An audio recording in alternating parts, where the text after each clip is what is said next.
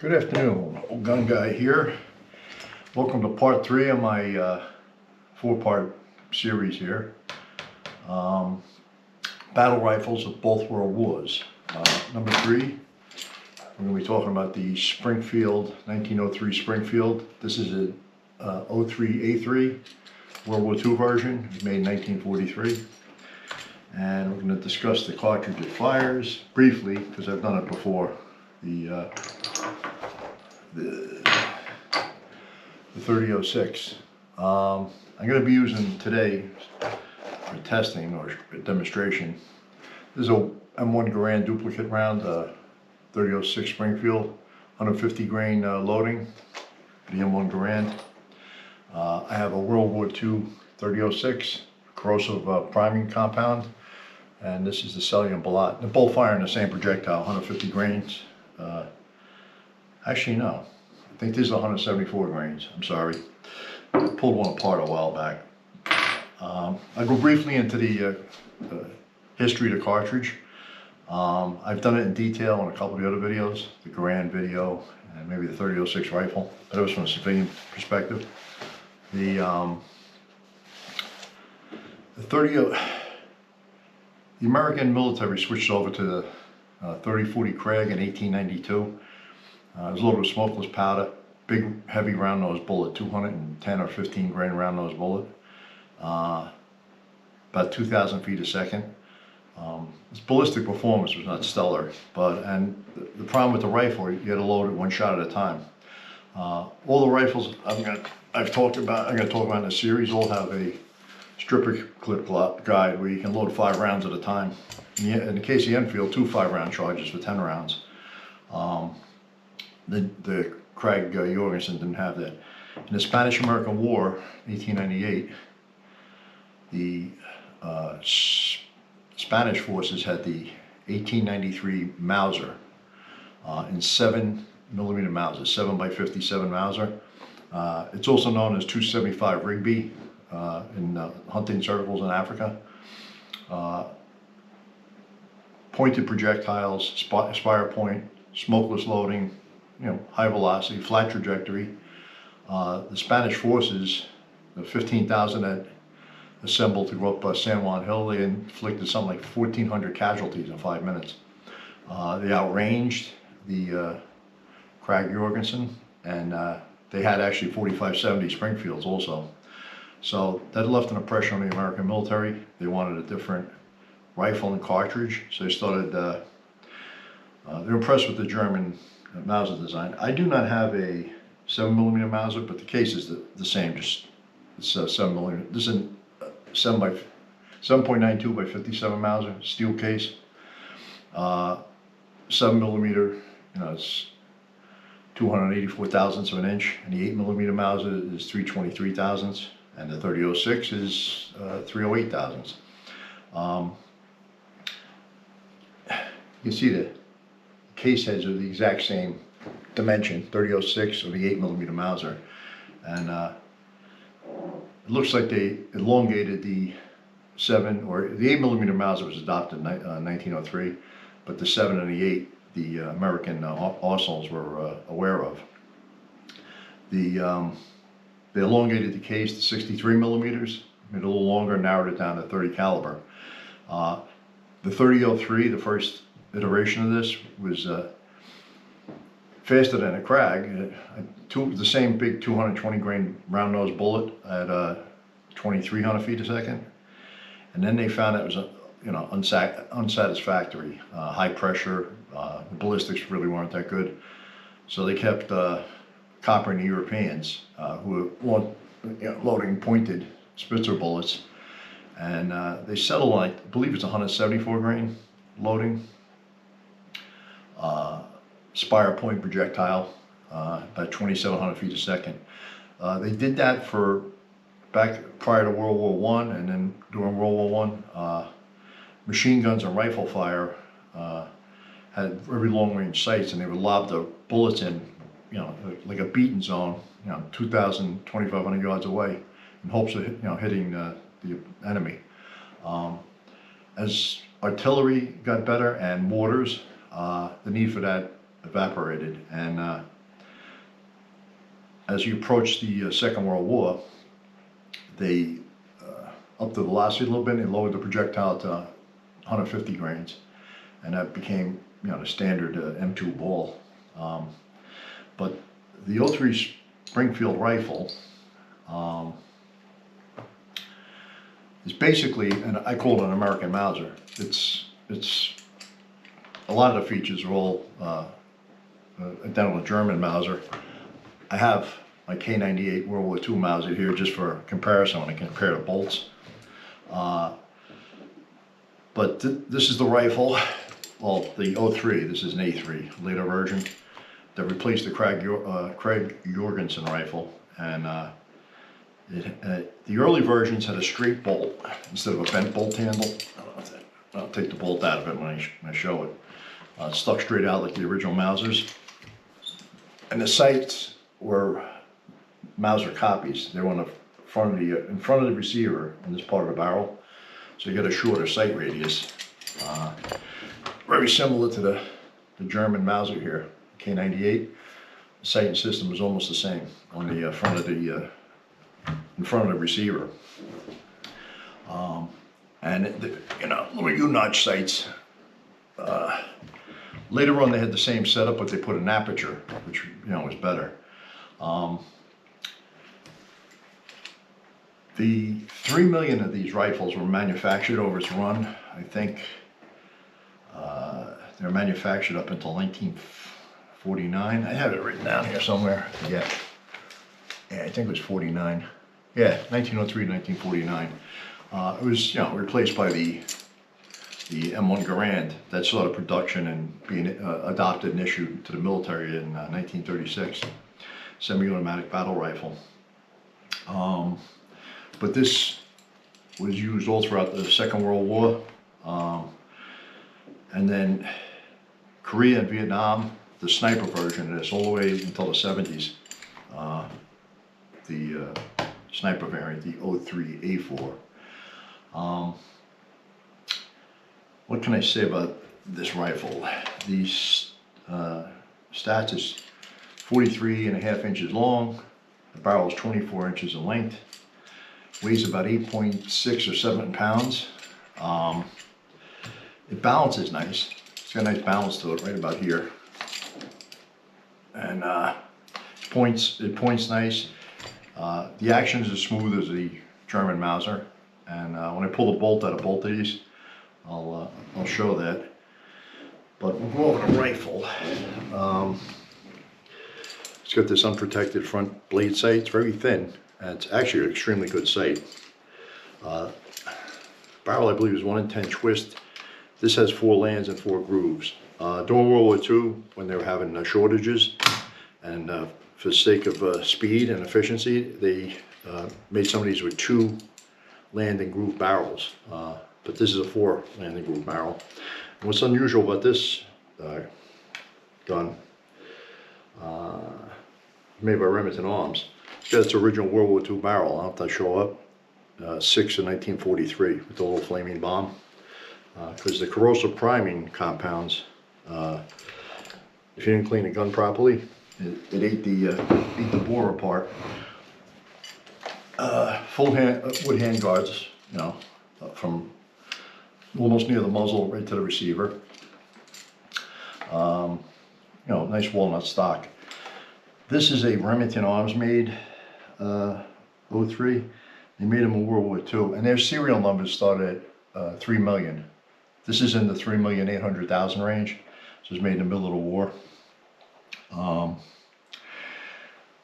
This gun was made by the U.S. Springfield Arsenal, and the Rock Island, which is another government arsenal, and I believe Smith Corona, the typewriter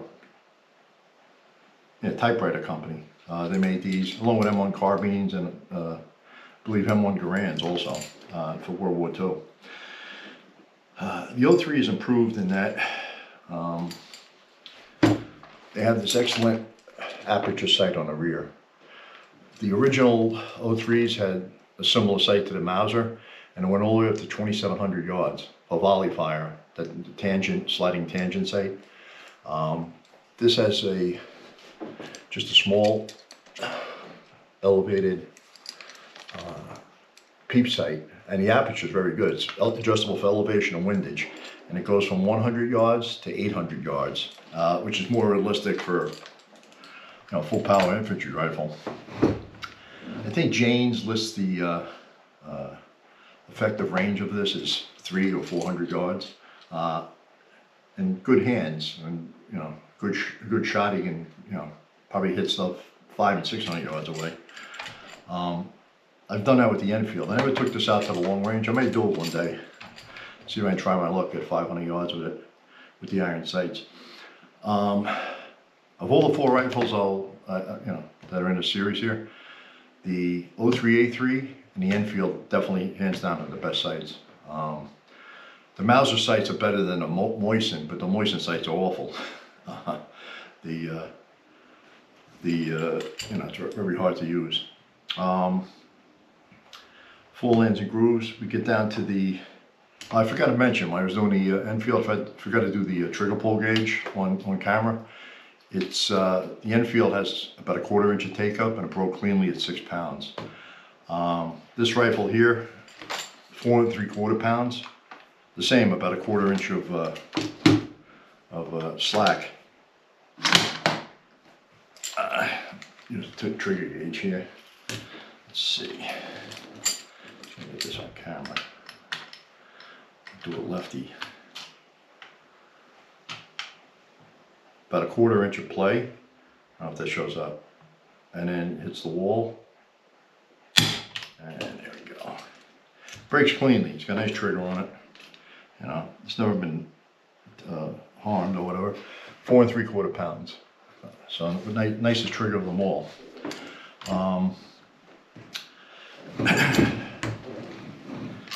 This differs from the Mauser. Mauser has the bolt release lever here. This has a magazine cutoff. It's on. When it's off, it blocks the magazine from feeding rounds in for the magazine. So I guess you could throw a blank cartridge in and have the magazine loaded and throw a blank cartridge in and for a grenade. You flip it up to on, and then it'll feed out the magazine, and on the last shot it lets you know you're empty. But to pull the bolt out of this, between the on and off, push the bolt forward here. You got to be like halfway. The bolt come right out of the back of the gun. All right. I'm going to pull the Mauser bolt out. All Mausers have this release lever here on the side. Pull the bolt right out. All right. There you go. Imitations is Sears Form of Flattery, the 03A3 bolt, and then the 8mm Mauser K98 bolt. Basically the same design feature. They each have a safety lug, a third safety lug. They have 2 front lugs as the Mauser bolt, and the safety lug at the rear. American Mauser, the American Mauser, the 03A3, two lugs, and this is the safety lug.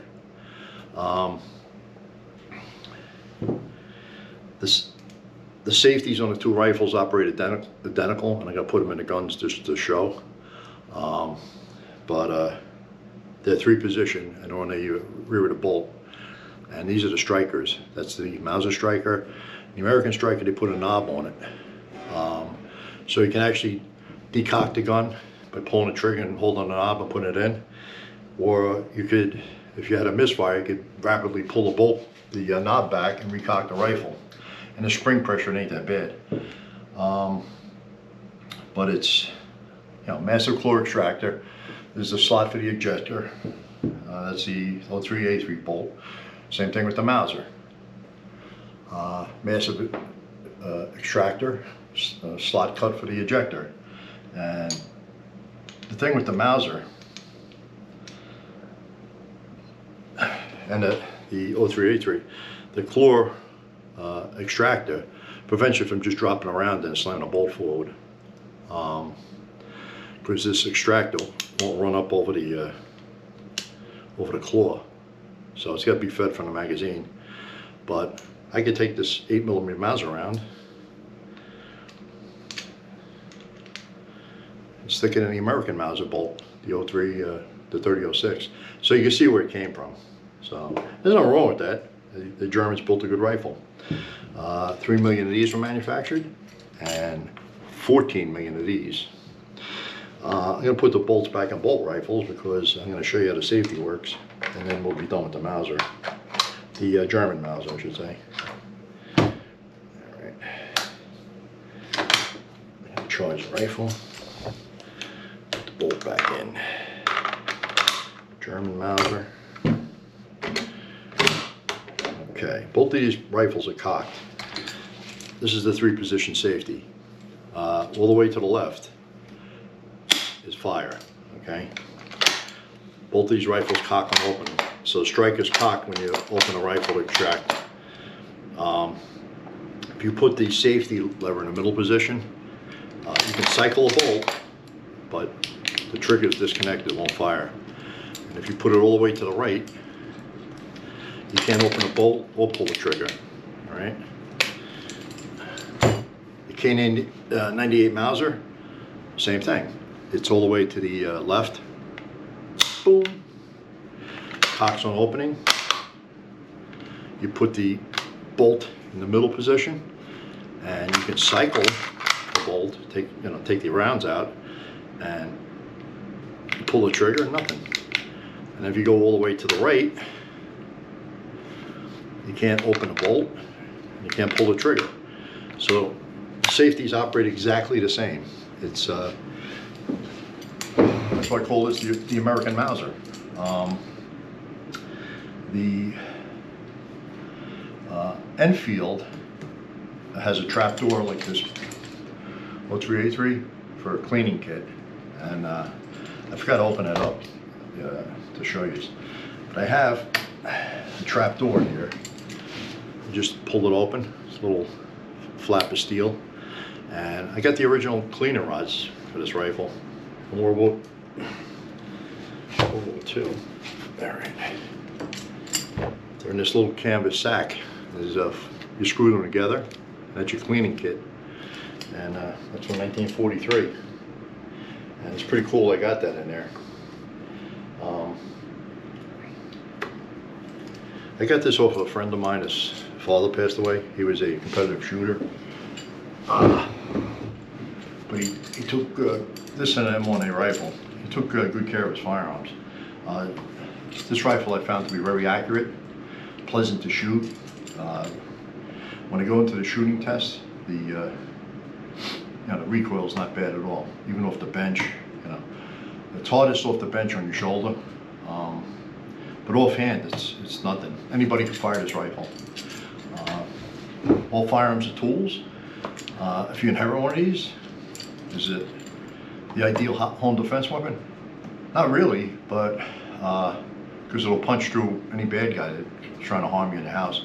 You just got to be aware, where your lane of fire is, when what's behind it. You might inherit one of these off your uncle, your grandfather, your father, and maybe not a gun person, but it's pretty cool that you got a firearm. Yeah, you could defend your property. If you do your part, you could, hit somebody at distance. Not that you would do that in, there's a rule of law and, the country's functioning, that would be in some type of calamity. But it's mainly a recreational rifle now and a historic piece, and that's what I use it for.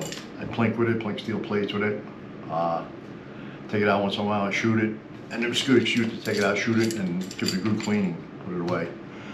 I'm gonna go to the shooting test. I'll do the chronograph. I'm gonna use this S&B ammo, 150 grain, full metal jacket. I think I've shot it before. It's like 20, I think out of the grand, it's about 2650, 2700. Each rifle is going to produce a different velocity, slightly variation in the rifling, variation in the barrel condition, and that's where you get the variations. Different manufacturers too, different charge of powder. But you know, this stuff is pleasant. It was pretty inexpensive as 3006 goes, but it's still expensive. I'm gonna burn a ton of it up. I'll do the comparative recoil. I do the 100-yard accuracy target off the bench. The weather's been crazy.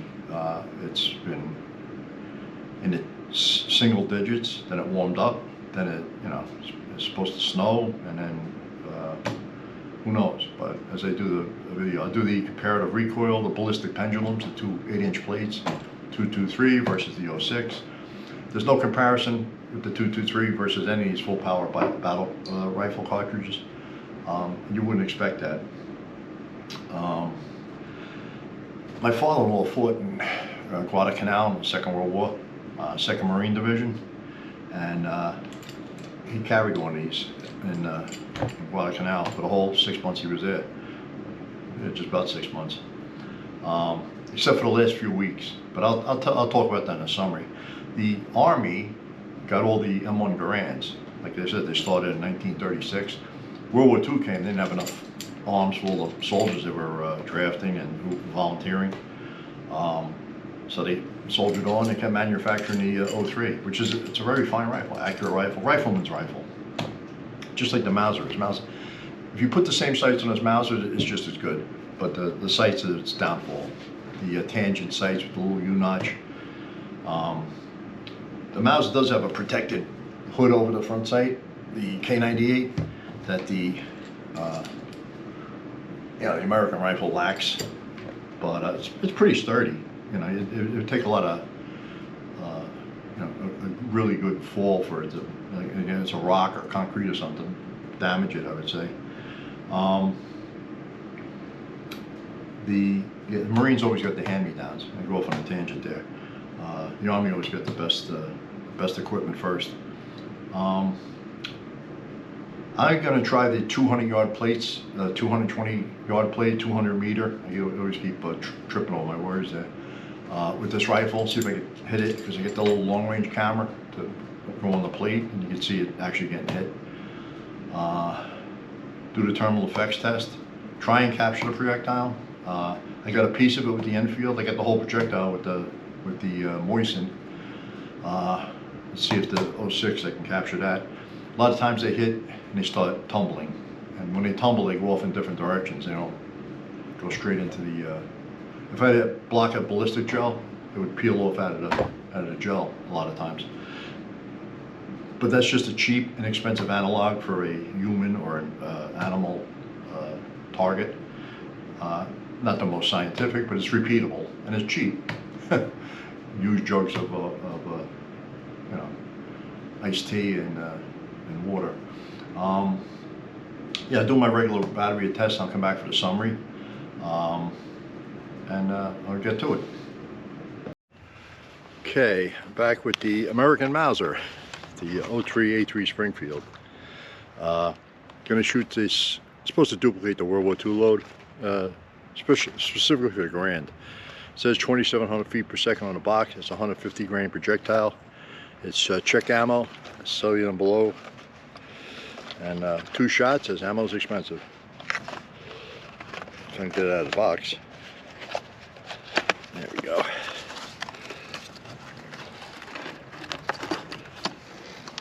Looks like that. Get the cameras running. See if we can pick it up here on this cloudy day.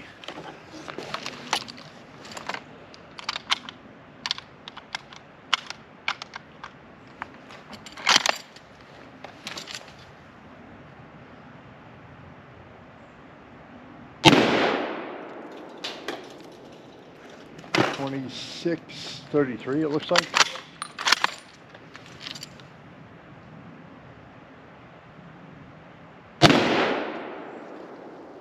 And 26-24. And that'll be our chronograph results for the 03A3 Springfield and the 30-06. Shut this stuff off and go on to the next thing.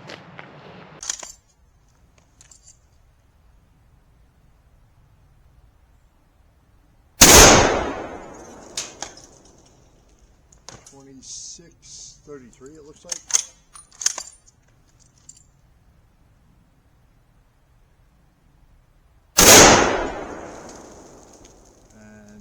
2624. And that'll be our... Okay.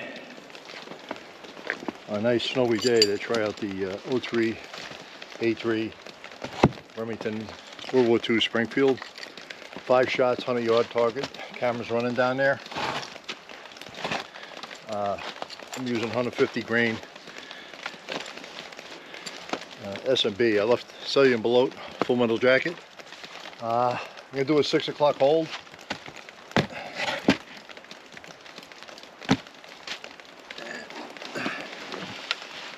See what we can do. A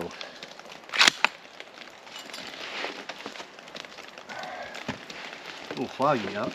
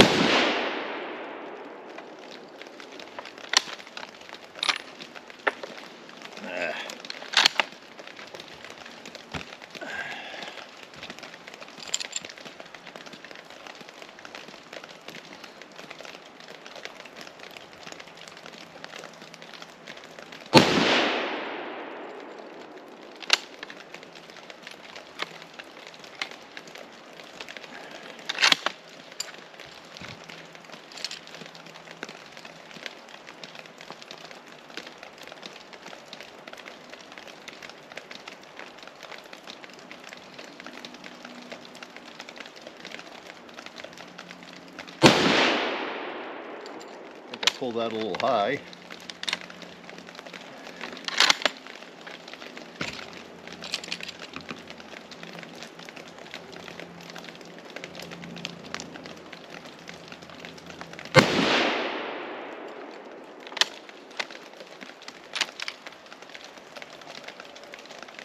And last shot.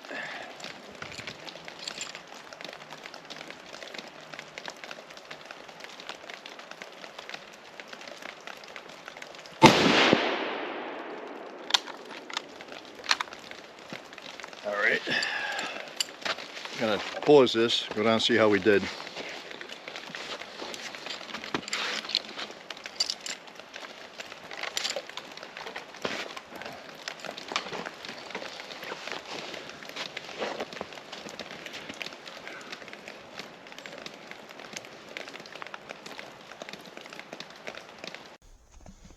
Okay,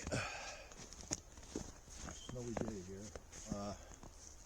The Remington 03A3, I'm going to use a 6 o'clock hold. This is the 100-yard accuracy target. Go back to the bench and take 5 shots. 150 grain FMJ.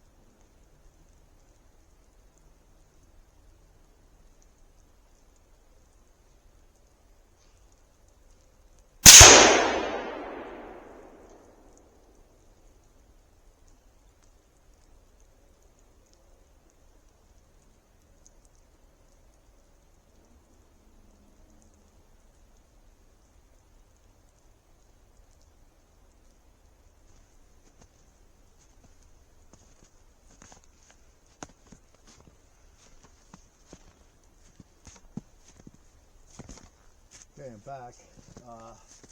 I called the high one from the bench. Zoom this out.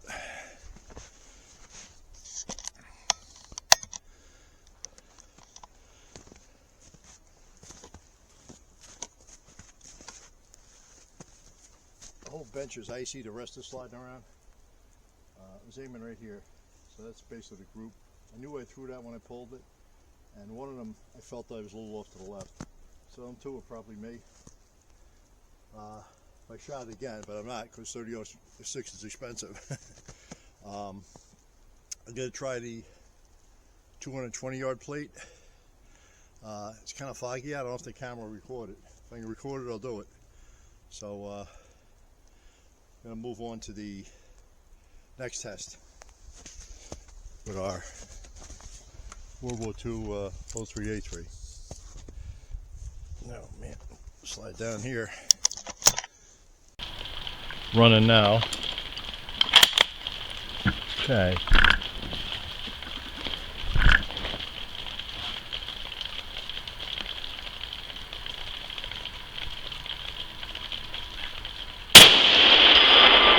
Right on the money. See if we can repeat that. I hope it comes out on the camera because it is foggy.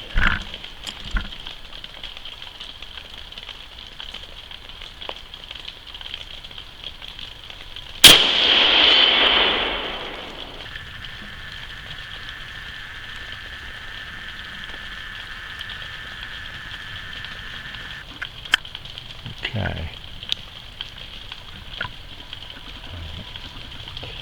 It wasn't set.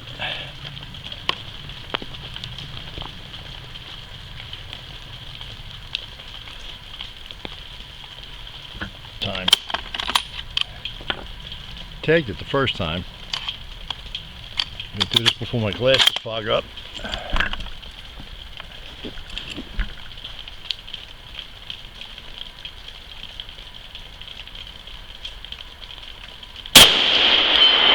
Yep, what a money. And that should record. So let's shut this off. Okay.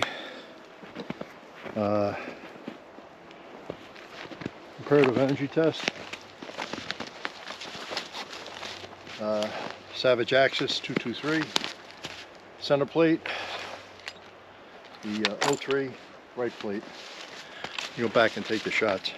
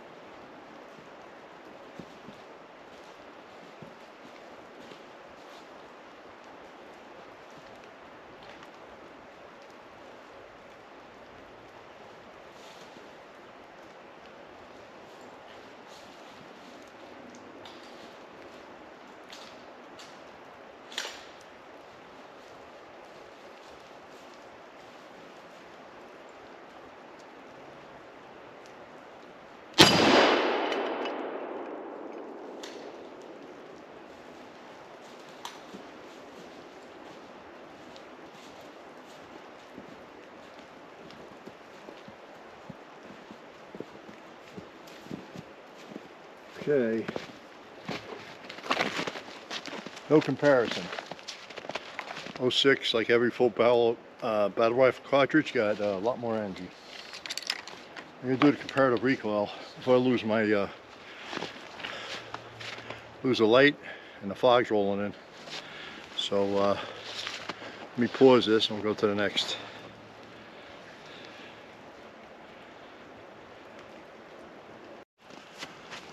Okay, comparative recoil 223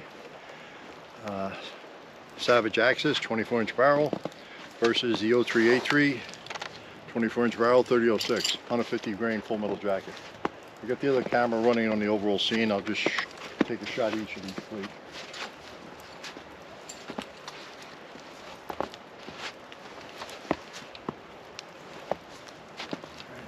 And the shot.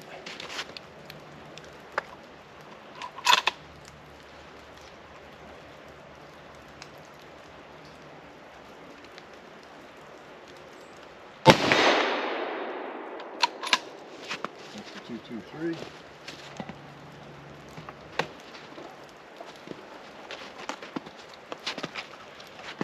And FMJ, 150 grain.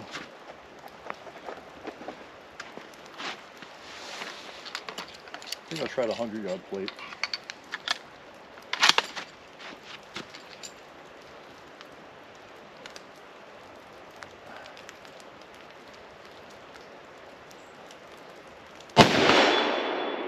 On the money.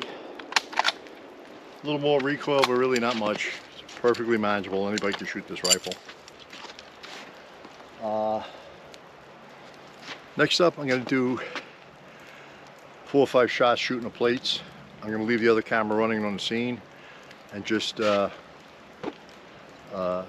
the rifle cycling and, you know, engage in the plates. 50 to 100 yards, because I actually can't see the 200 yard no more. So let me load the gun.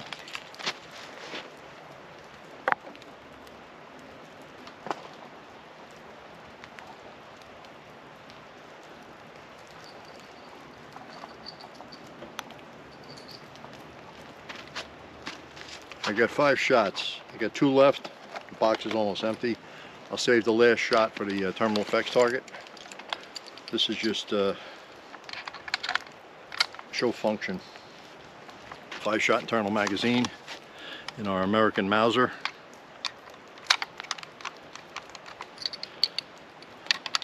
Nice aperture sights. The sights on this gun are superb, like the Enfield. The Mauser and the Mauser not so much. The early 03s, the American Mauser, had the sights up here similar to the German Mauser. These are on the back of the receiver.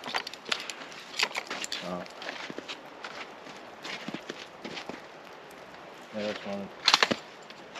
Alright.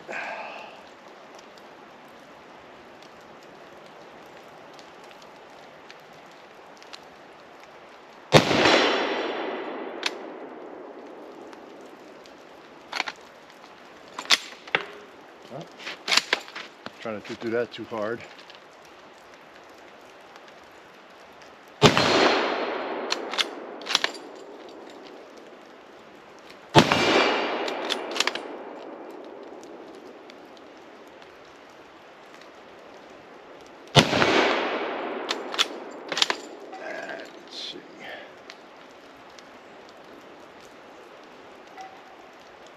I can barely see the 200 yard. I'll give it a shot.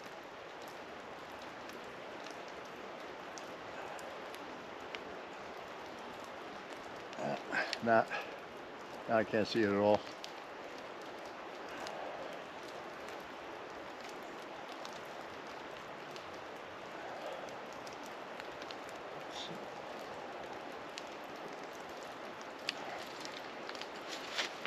Oh.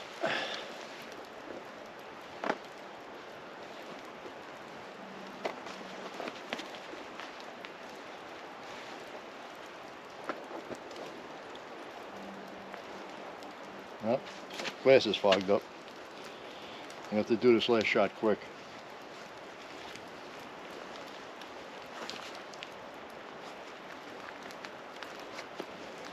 I can cut out all the dead spots in the editing, but alright.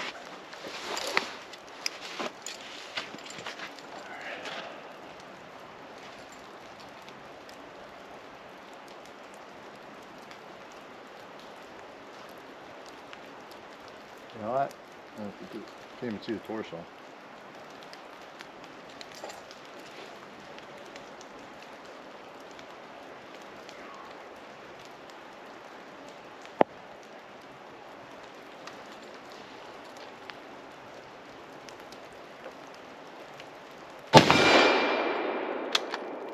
last shot, and I can't see crap. So let me pause this and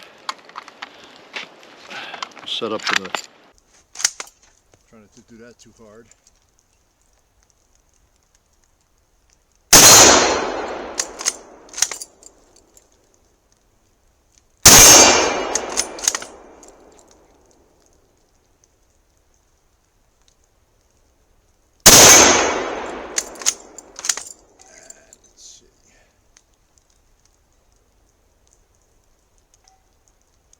I can barely see the 200 yard. I'll give it a shot.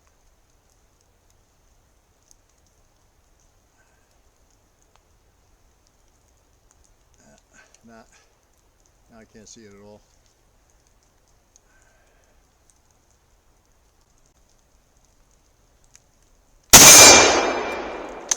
And that's the last shot. And I can't see crap. So let me pause this and set up for the. Okay, back at the terminal effects test. What a difference a day or two makes. Had a torrential downpour here and all the snow went away. This is a analog for a human or animal target. I'm going to use 150 grain cell below full metal jacket, duplicates a World War II load for the Grand out of our 03A3 Springfield. First jug, 6 inches of water. This piece of plywood has been shot before it's numbered, and this prior holes are marked. 3/4 inch piece. Second jug, untouched witness board. Third jug, fourth jug, another piece of plywood on a clean spot. Fifth jug, and backed up with some plywood. I'm gonna do one shot, hopefully capture a projectile. I'm gonna move this camera back. The other one I'm gonna run on slow motion, see if it comes out. Had a little problem with this camera from the cold the other day. It was hard editing the software, but editing the film. But let me get the rifle. I already have it loaded. Just gonna put a round in the chamber and put my ears on and we'll get to it.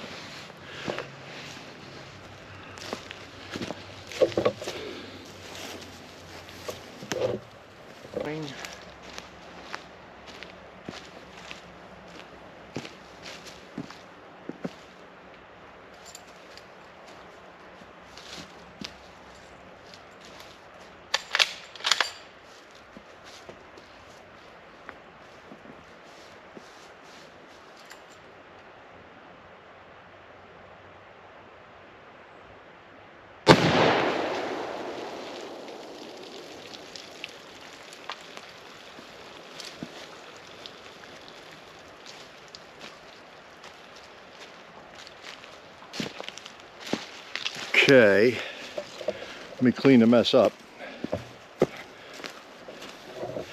and pause this camera, and we'll come back for our autopsy.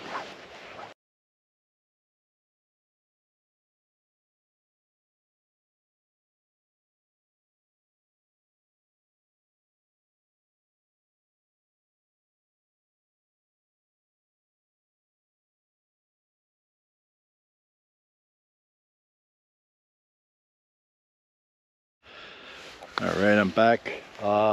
Didn't capture a projectile. It started flipping and disintegrating from the get-go.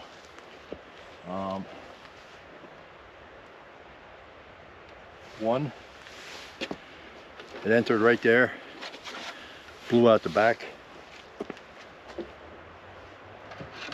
then started going through plywood. These were the 2 strikes before. Veered off to the right, drilled a pretty clean hole through that piece of plywood.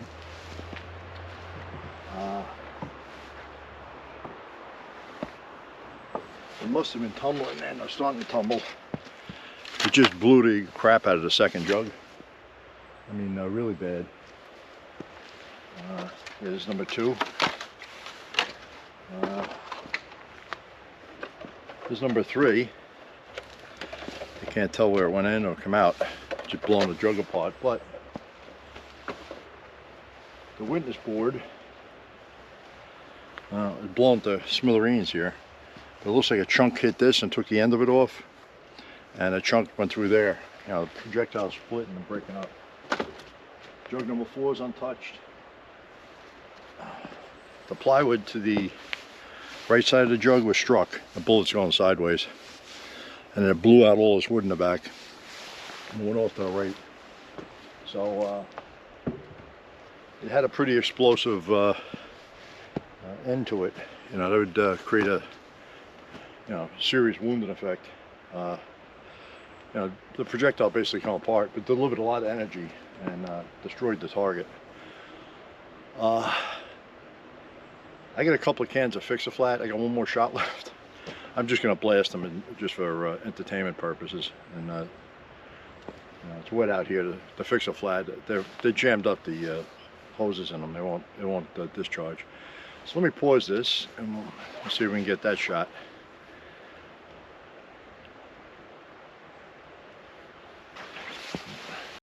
Okay, I get the camera back. I'm going to try a shot at this Fix-A-Flat can. My last shot. I'll turn the other camera on, zoom it in.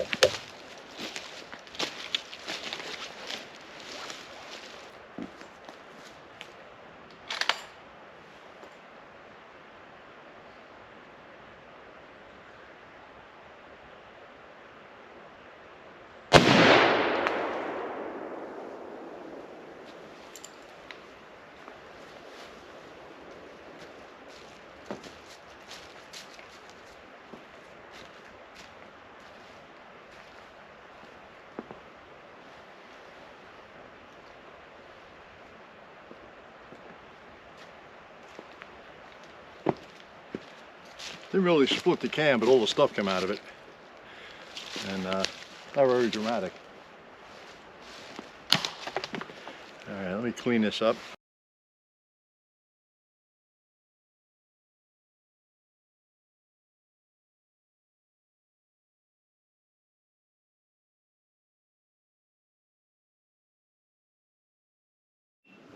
Well, I'm back for the summary. It's nighttime out. I do this when I can. The weather's been extremely crazy, and I had a couple of problems with the cameras due to the extreme weather. Freezing rain, snow, a lot of wind. But I finally got it put together. What can we say about this very fine rifle? It is a fine bolt-action military rifle from the period. I enjoy shooting it. It is very accurate. More accurate than my old eyes can shoot it, but it's still very accurate. Went through the demonstration test. We're using the Silver and Blue 150 grain M1 Grand loads, 3006 Springfield. Duplicates like the World War II load. Only 2 shots because the ammo is expensive. And it gives you, an idea. The 2 shots were 9 feet a second apart. It's extremely consistent just from the 2 shots. But the velocity averaged 2,628 feet per second, and that translates to 2,301 foot-pounds of energy. Full power military rifle cartridge, as opposed to the modern assault rifles. They're intermediate powered, whether it's 7.62 by 39, the 545 by 39, the 5.56 NATO, all intermediate cartridges. Did the 100-yard accuracy test off the bench. The conditions are pretty crappy. It was freezing rain coming down, and even with that, these fine aperture sights on this rifle, and the bore on this gun is very good also. I knew I pulled the shot. I didn't fire at 5, but basically, point of aim, point of impact at 100 yards. It's like a 2.5-inch group. This one I knew I threw as soon as I fired it. And one of them, I kept getting a hat in my eyes. I knew I drifted off to the left, so I went just a little low to the left. But these 2 shots here are me, not the rifle. This is the rifle, I just sat there and shot in better conditions. Maybe with a better rest. They all would have been in a 2-inch, 2 MOA group at 100 yards. You really can't ask for better than that for a battle rifle.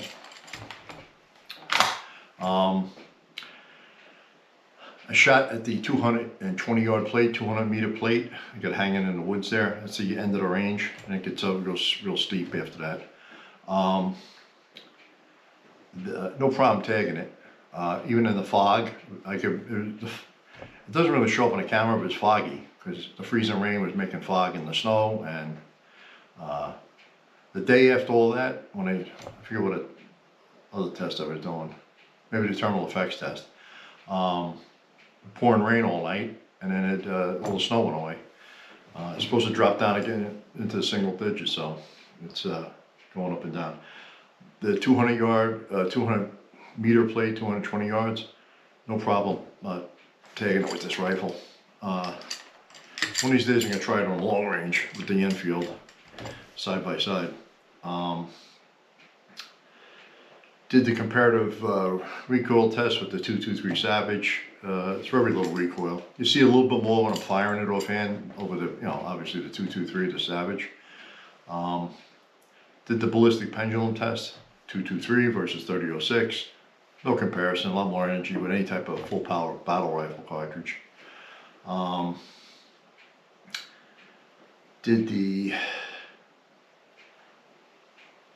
Shot the plates offhand, just cycling the gun and engaging the plates, and I engaged them from 50 to 100 yards, no problem. If the conditions were a little bit better, I probably could have shot the 200. It's like from where I was standing filming there, it's like 200 yards to that plate. Pleasant gun to shoot. Thermal effects test I did the day later because the rainstorm came into the snow. It was just a giant mess. I didn't recover the bullet. It started flipping. It drilled the first jug, drilled the first piece of 3/4 inch ply, simulating heavy bone. Put pretty, went in almost like an ice pick, and then it started, you can see the exit expanded a little bit as it started to flip. Hit the second jug and vaporized the jug. The jug was in little pieces all over the woods. So I assume that's when it flipped and really started coming apart. I think it broke into 2 or 3 pieces. It blew a chunk off the witness board. It blew the number 3 jug up into smithereens. It went through the second piece of plywood sideways at the right edge of it, and big exit hole out the back. Missed the 4th water jug, missed, it went, whatever fragments come out, it went off to the right in the woods. This frequently happens with rifle projectiles. They strike anything denser than air, they start tumbling, flipping, deflecting. Now obviously, Ballistic Joe is 90% water, that's 100% water. So a lot of stress on the bullet at close range, but it would be a very effective, cartridge on any type of adversary. Obviously FMJ is not a hunting projectile, but with that performance, it would serve the purpose. It would stabilize and wound or kill the animal you were hunting. Many of these rifles were turned into, all the rifles that come back from World War II, a lot of them were sporterized. They took all the excessive wood off it. They drilled and mounted scopes. This rifle's a lot easier to mount the scope on, and the Mauser is, than the Enfield or the Mauser. This has the superb sights, and so does the Enfield. The Mauser's got okay sights, and the Mauser's got horrible sights. I shot a can of Fix-A-Flat that I had. It wasn't very dramatic. It blew the foam out of it. It just kind of went right through the can. There was really no much resistance there. But I had it laying around and it was all jammed up anyway. That was just for ha-has. Like I said in the introduction, my father-in-law carried this in Guadalcanal and in the Marines. And all the World War II guys were very stoic. They never talked about anything, their experiences in war. You had to drag it out of them, Greatest generation, nobody wants to fight in a war. They didn't. They stood up and did their duty in defense of the country. And everyone I ever interacted with, because I grew up with a lot of them around the Second World War, we're in the Second World War, all great guys. My father-in-law lived with me towards the end of his life.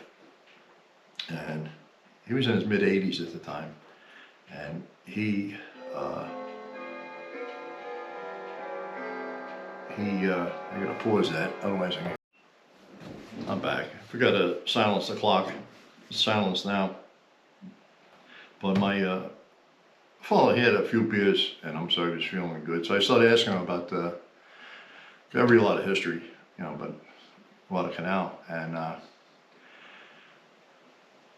he says, yeah, I carried an 03A3, you know, rifle. He says, all the Army guys had the M1 Garands, but we got the leftovers. He says, they were good guns. I said, I have one. And I showed him this rifle, gave it to him. He started holding it, he's looking like a long lost friend there. And then he kind of drifted off a little bit, like, you know, that was probably 65 years before when he was on Guadalcanal. And he, yeah, I had a few beers and he says, I killed 4.5 Japs with that gun. I said, how'd you kill half a Jap? What was that about? He says, we were searching tunnels and one guy was half dead in there, but you didn't know if they had grenades, they were gonna blow you up. So he shot him and, you know, killed him, you know, fairly close range. And even after 6.5 decades, you could tell that bothered him, you know. And even killing the 4 other guys, you know, he was like drifted off. He was in another place. He was back in 1942, and he says, yeah, I went through his pockets and, you know, pictures of his family, and you can tell it still bothered him. This country should never send young kids, our young kids, to war unless it's in direct defense of the United States, like World War II was, and the first 2 or 3 months of Afghanistan. The rest of the wars are all wars of empire, unnecessary and foolish, and they squandered a lot of lives. Remember that when you vote for a politician, you know. They are the greatest, you know, everyone has served, went harm's way. They deserve our praise and our greatest thanks. But I just thought that little story there would you know, be relevant to this exact gun. But I do enjoy shooting it from time to time. The Mauser I almost never shoot. You know, I just keep it because it's a historic artifact. But this, the Enfield or the Mauser, I do shoot. The part 4 of this is going to be the K98 Mauser that was made in '43, I believe, by Guslav Works, and I'm going to be using this Romanian steel cased burden primed ammo that I've had for a few years. Comes in these boxes like this. I wrote on a box it's doing 2475 feet per second. It's a 170 grain full metal jacket. Not exactly the World War II load, that was 154 grain projectile. And they have some Yugoslavian made stuff. I'll do a couple shots with them with the it's 198 grain projectile, you know, heavy ball. And we'll run that through the paces in comparison. So, in summary, 3 million of these made, many variants. It's basically an American copy of a Mauser, as I showed in the introduction. And the Mauser is a fine rifle, and so is this. And that's why us Americans imitated the Germans with the design and the features. You